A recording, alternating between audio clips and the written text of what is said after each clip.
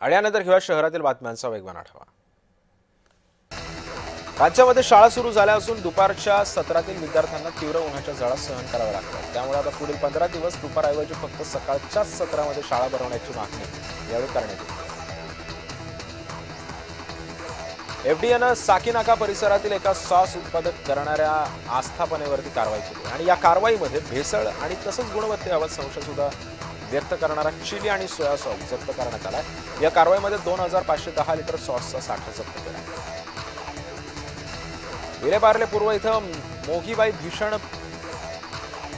Market परिसरामध्ये भीषण आग अपघात झाला। इलेक्ट्रिक कारनं 3 दुचाकी स्वारांना पाठीमागून धडक दिली। अपघातामध्ये एका महिलेचा मृत्यू झाला, 2 जण जखमी झाले। डोंबिवलीमध्ये रिक्षा चालक मालक संघटनेच्या माध्यमातून मराठी कार्यशाळा आयोजित करण्यात आली होती। दत्ता माळेकर यांनी कार्यशाळेचं आयोजन केलं होतं।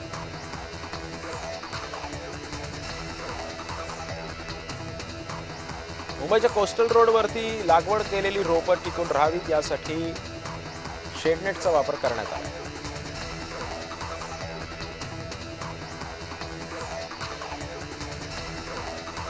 राज्य सरकारकडून आंदोलनाशी संबंधित 44 खटले मागे घेण्याचा निर्णय घेण्यात आला। आंदोलकांची अनावश्यक खटल्यांमधून मुक्तता करण्यात येणार असल्याची मंत्री आशिष शेलार यांनी माहिती दिली आहे। अतिरिक्त जिल्हाधिकारी आणि म्हाडाच्या सहमुख्य कार्यकारी अधिकारी वंदना सूर्यवंशी यांची प्रतिनियुक्ती संपुष्टात आलेली आहे। राज्य सरकारकडून प्रतिनियुक्ती रद्द करण्यात आली असल्याचं बोललं जातं। नवी मुंबई मनपातर्फे पाणी बचतीसाठी सक्त उपाययोजना करण्यात येणार आहेत। नियम मोडणाऱ्यांवरती फौजदारी गुन्हा दाखल करण्याचा इशारा मनपा आयुक्त कैलास शिंदे यांनी दिला।